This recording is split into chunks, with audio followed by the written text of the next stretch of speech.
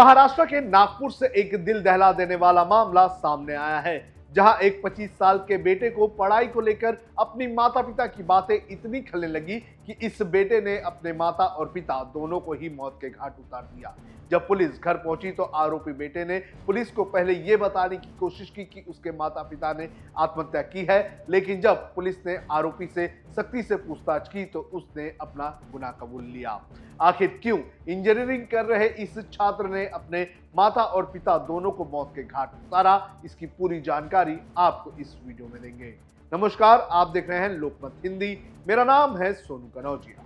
मामला नागपुर के कपिल नगर का है, जहां 1 जनवरी को पुलिस को एक घर में 2 लोगों के शव होने की जानकारी मिली थी।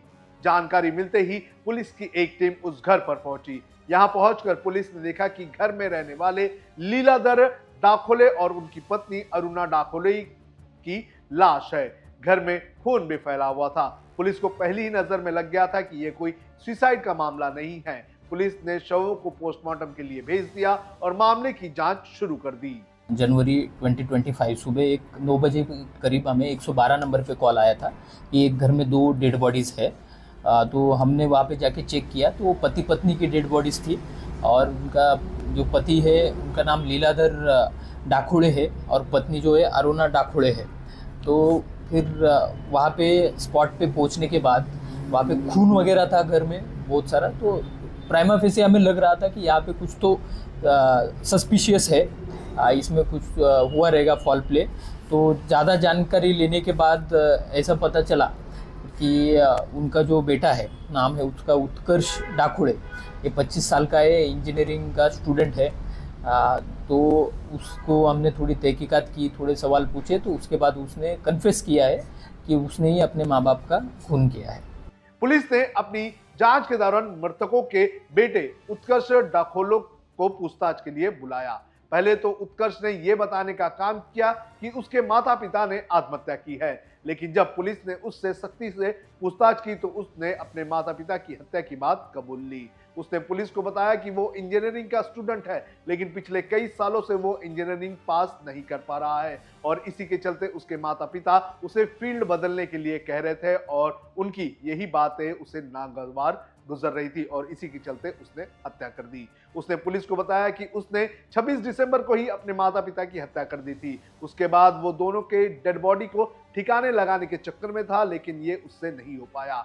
आरोपी बेटे ने पहले अपनी मां का गला दबाकर उसकी हत्या की और फिर पिता को चाकू से मारकर हमला कर दिया।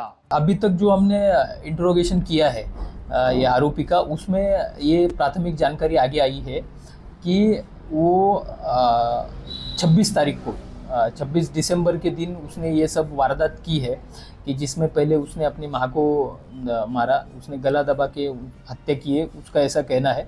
उसके बाद उसके पिताजी बाहर थे उस टाइम पे, वो वापस आए, मतलब माँ को दोपहर के 1 बजे के करीब उसने मारा ऐसे बोल रहा है। उसके बाद पिताजी आए शाम को 5 बजे के करीब, फिर उसके बाद पिताजी को चाकू से स्टैप करके मारा, ये उसका कहना है। के साथ जितना भी इंट्रोगेट किया उससे ये कारण एक सामने आ रहा है कि वो 6 साल से इंजीनियरिंग में एडमिशन लिया हुआ था, कॉलेज कर रहा था, लेकिन कुछ विषय उसके बैकलॉग रहने के कारण उसके घर वाले बोल रहे थे एक तो हम दूसरे कॉलेज में एडमिशन लेते हैं, दूसरी कोर्स करते हैं ITI वगैरह, लेकिन वो मान नहीं रहा था।